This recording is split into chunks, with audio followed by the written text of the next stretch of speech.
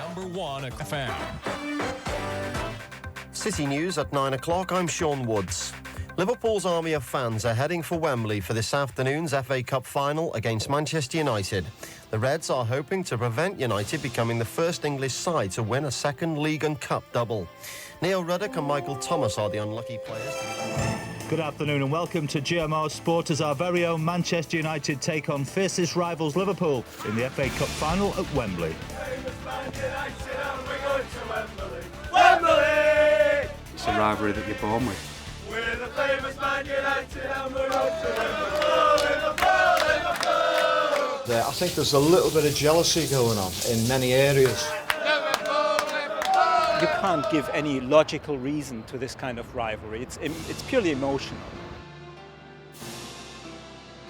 The late great Bill Shankly once said, "Football wasn't just a matter of life and death, it was much more important than that."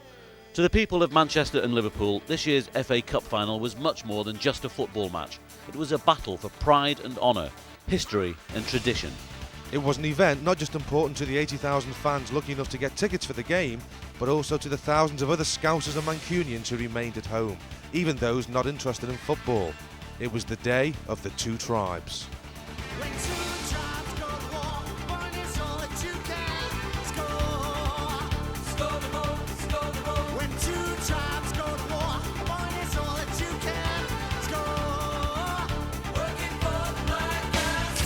The problem with being born in Liverpool is that you grow up with a superiority complex. We're just better than everyone else. We're Scousers, the rest of the world is a bunch of woolly-backs. Our football teams have won more trophies than anyone else, and our bands make the best music in the world. It's as simple as that. And never is our venom more deadly than when aimed at those inferiors down the other end of the East Lancs Road.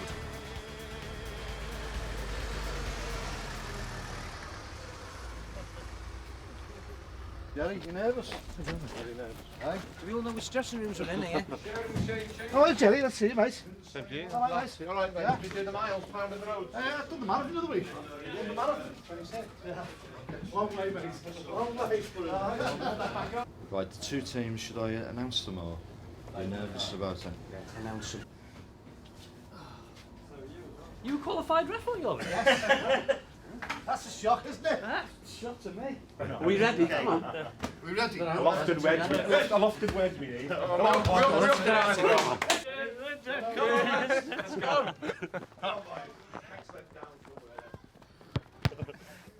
Okay, is that it? You're right, is it jammed on or taped on or? I think the rivalry between Liverpool and Manchester started when Kevin Keegan came on the scene. He was like the new George Best and took a lot of the glamour away from Manchester.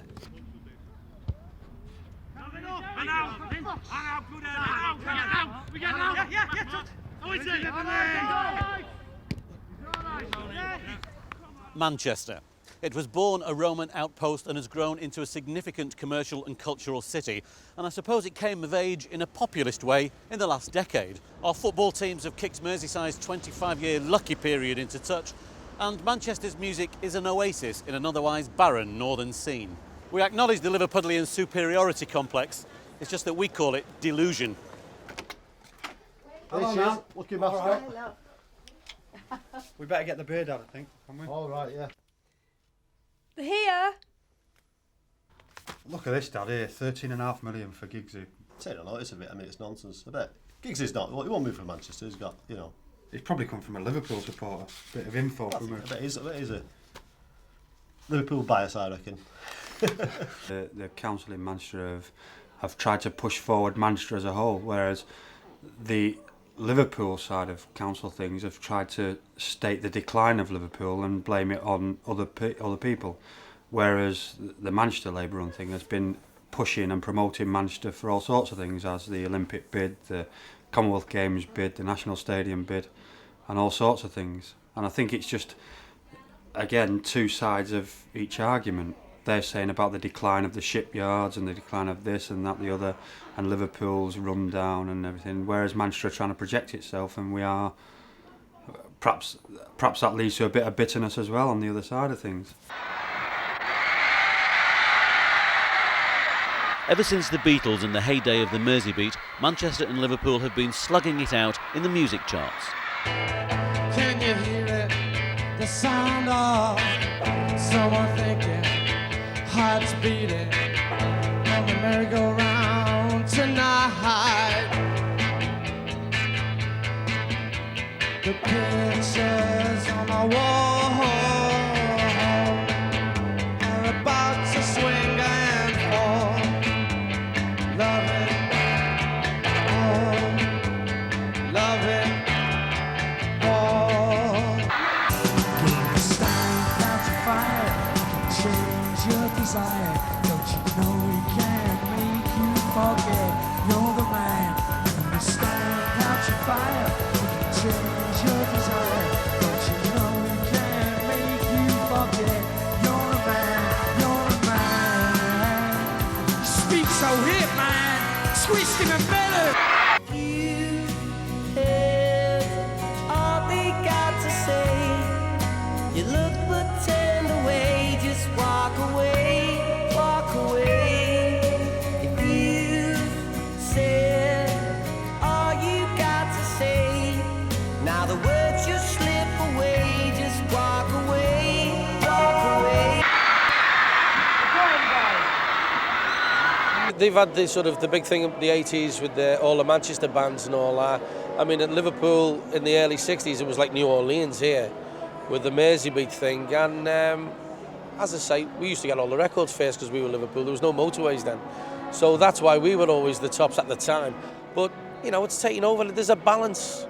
And when there's a balance between something, there's always a rivalry because no one can say who's better than who, you know. The cultural rivalry, the comedians who are mainly coming from the Northwest have different attitudes and different success stories.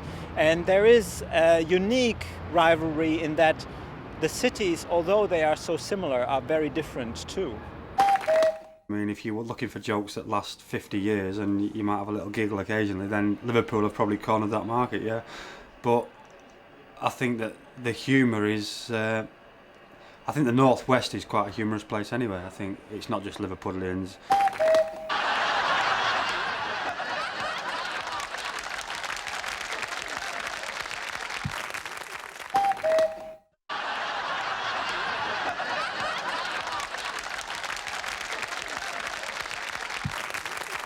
But the rivalry dates back even further than the music and comedy wars of the 60s and 70s, to the end of the last century when Manchester, the cradle of the Industrial Revolution, threw the gauntlet down to Liverpool, gateway to the Americas, by proposing a ship canal. Liverpool, one of the busiest ports in the world, didn't want to lose any of its valuable shipping revenue. Manchester, one of the biggest textile producers in the world, wanted to increase its output and cut transport costs. The result was the Manchester Ship Canal. When the idea for the canal was first put forward, a Liverpool newspaper said that meddling with the river would be an act of felony, while 100 years late in the mid-1980s, the Scousers' burden of superiority had turned into a chip on the shoulder. Suddenly, the Manchester scene meant that our bands weren't top of the pops anymore, and thanks to Brookside, the rest of the world thought we were a bunch of shell-suited, perm-haired half-wits. The town hall was in chaos, and Hazel meant that a minority of hooligans overshadowed the brilliance of Dalglish and Hansen and the rest of the Super Reds. It seemed as if the world hated us. There has always been a historical and economic rivalry between Manchester and Liverpool, perhaps from the start of the Industrial Revolution. And up until today, you can see the rivalries between the different airports, for instance. There is, of course, a major problem in that over the last 20 years, Manchester has been more successful economically, and there has been a dramatic decline in the culture and economics of Liverpool. But hopefully this can be reversed, and there is again a rivalry in between the cultures of Manchester and the music of Manchester and Liverpool, and Liverpool will again come up with good bands and good music.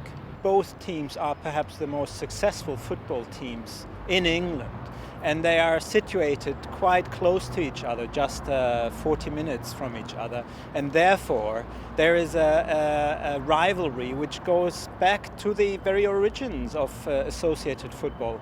No, I think what I was saying about the rivalry, I think in the old days, the Liverpool supporters, certainly in the 60s and 70s, respected Manchester United. Certainly I did when I used to go and watch Liverpool a lot in the late 60s, early 70s. Rod Jones, Ian St John, Keegan and Toshak was my era when I used to go a lot as a kid, 16, 18, 20. But although there was rivalry, we used to respect. You know, I thought Bobby Charlton, Dennis Law and Georgie Best are the greatest players I've ever seen.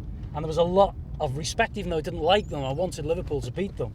I could take being beaten by United because, you know, they were great players. They had a great team, and Matt Busby was a great manager and all that. But I think this Manchester United team, you can't warm to. You know, not that we ever warm to them, but you can't. I mean, they come. I don't like the characters. I don't like Schmeichel. He's always bawling, shouting, comes across very aggressive. Keane is very unpopular. Ince, when he was at United, was very aggressive and unpopular. And it's a team, even though they're a great team, Cantona, you know, fantastic player. You can't warm to them. Being born on Merseyside, you just can't warm to them. You're listening to GMR Sport, and if you'd like to take part in the FA Cup final phone-in with the former Manchester United manager Wilf McGuinness, you can do that very thing, but get your calls in. The phone lines are chock-a-block. Next caller, Mike O'Brien in Radcliffe. Hi, Mike. Hi, Jim. I'd just like to make the point that the Cup final's got more of an edge to it. That's between United and Liverpool. But I think that rivalry has been around forever, hasn't it, Wilf? Yes, but I think now and again it's gone a little bit bitter. People get very upset these days. We used to get a little bit upset, but now I think it's gone a bit over the top. What do you think? I don't think it'll ever go away, especially since they'll be dead sick that we're United are winning everything in the 90s. Yes, I was very worried before Manchester United won the Premiership, because Liverpool had done the business over them in 2 games, been the outstanding team in both Premiership games, but having won the Premiership Championship last week, I think this week we're going to do the business, and it's built up the confidence. I'm looking forward to a brilliant exhibition from both teams, with United coming out on top. Squeezed in the back of now being in my age. Now, obviously, they're not going to have grey suits because of the grey shirts at the back heel, the grey kit. Well, what would happen then? No one would see them. Well, nobody'd see them coming into the stadium and anything like that. Did you hear about when they went to the second half and Ferguson said, throw all your shirts into that bin now, I'm cold mist. See, my mate here is a doorman in Manchester, and he had the pleasure of turning Ryan Giggs away. Made him pay. Made him pay, Made him pay. He was laughing at me. Just made him pay because he paid for Man United. Most Liverpool people perceive Manchester as being a better off city with more money around. Certainly, well, I think it is myself. You know, going to Manchester, it certainly seems better kept. And I think most people on Merseyside, high unemployment, they do look at Manchester and don't like what they see. And I think on the football side of it, those differences comes out, and it's how the ordinary working people or non-working people vent their anger against Manchester. I think we've won the cup final as far as the suits are concerned. Look at them bloody suits Liverpool have got on. They're awful, aren't they? Yeah. I tell you what, they say the Giorgio Armani, I think it's his curtains out of his back bedroom. Bloody John Barnes there, he looks like he's an ice cream seller. Oh, we look lovely. He's saying to Tony Cotton, where'd you get them suits from? And Tony Cotton said, oh, I don't know, City got them for us. Right, shall we try it before the match instead of just after? Go on then. I'll put my record on. I want to hear you singing, ma'am. Are you ready? Follow Man United. We're all going to Wembley. And we'll really shake them up when we win the FA Cup. 'Cause United are the greatest football team. United are the greatest football team. The rivalry, I believe, is quite healthy because every city needs a challenge to pull its act together, to create a new life and atmosphere in inner cities. But the rivalry becomes dangerous when it turns into violence.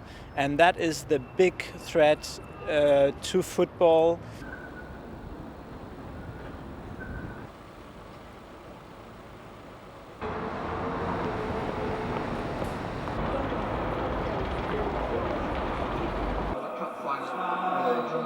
Reds now. It's off. It's off, by the way. Come on, Reds. Go on, Keno. Get him under pressure, that. Corner. Go on, Coley. Go on.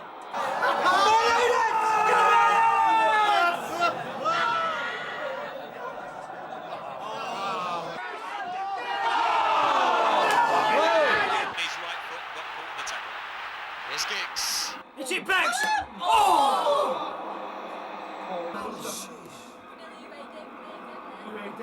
Are you excited?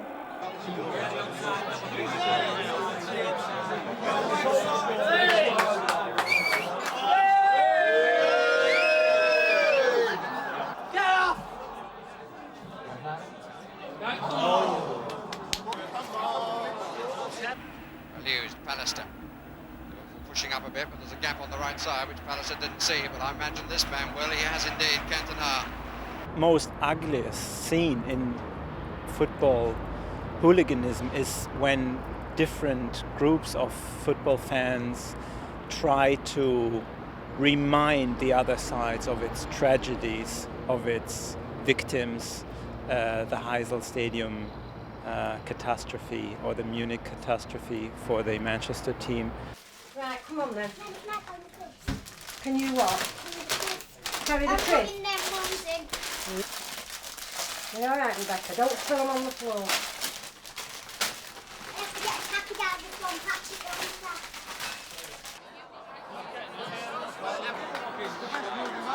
Jason McAteer laid the goal on for Mick Connor in the final when he played for us. He did, of course he did. It was in the box, wasn't it? It was in the box, you remember it? It was only a tap-in, wasn't it? Connor scuffed it. He scuffed it, didn't he? Just kicked it and he went in.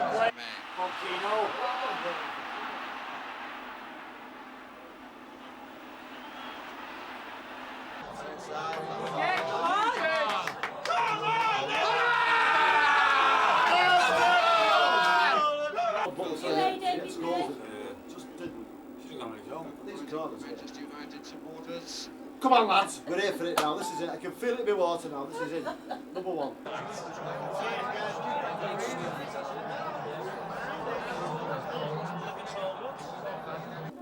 Big Pally. Go on, Pally. Anybody. Behind. James gets there just first. Right!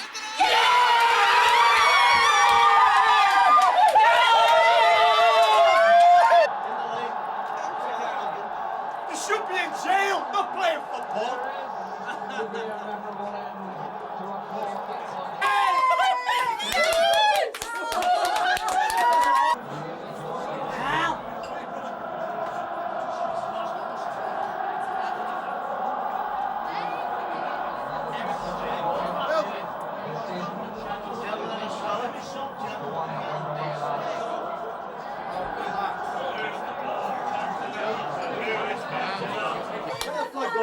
King Cantona! Just well it in, lad. Well it in.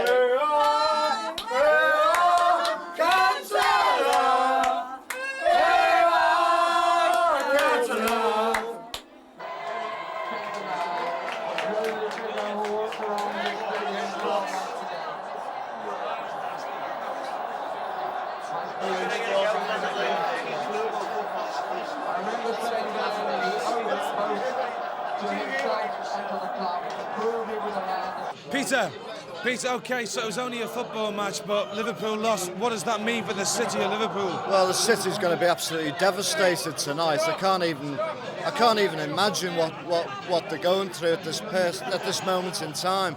The problem is as well, you know, what has Manchester got? It's got everything now. It's got a brand new city centre. It's got another runway in the airport. Liverpool's being left behind here tonight, and I feel really sorry. But at the end of the day, congratulations to Manchester, really. Mike, okay, so Liverpool lost the football game. What does that mean for the city? It means there'll be a lot of people very depressed tonight in Liverpool, because football's the only thing in their lives, and they're going to be very, very depressed. I'm very depressed at the way some players who are on £12,000 a week, when they're on £69 income support, performed. Can't win anything! Can't win anything! Can't win anything with kids! Well, a tedious game overall, made sweet by a fitting goal from the man they call Le Roi. And so while the Liverpudlians drown their sorrow, no doubt with good grace and good humour, the Manx can add a unique double-double to their reasons to be cheerful. Here's to next season. Cities will also be viewed with regard to their football fans. So if football fans are so proud about their cities, they should not bring shame to their cities by behaving badly. The interesting fact is that you find a lot of aggression and hatred, in particular between cities which lie very close to each other. It's almost that the closeness of the cities make aggression grow. It is like in a family where people hate each other very often because they are so close together.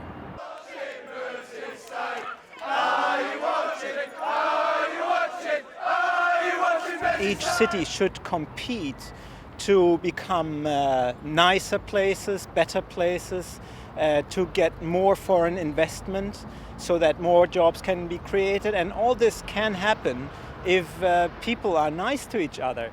If supporters bring shame to their cities by their behavior, then I'm afraid foreign companies will be very, very skeptical with their investment. So supporters should be aware of the outside world and the views of others in terms of their behavior. Are you watching? Are you watching? Are you watching Merseyside? Are you watching Merseyside? Easily win the league. Easy, easy, easy.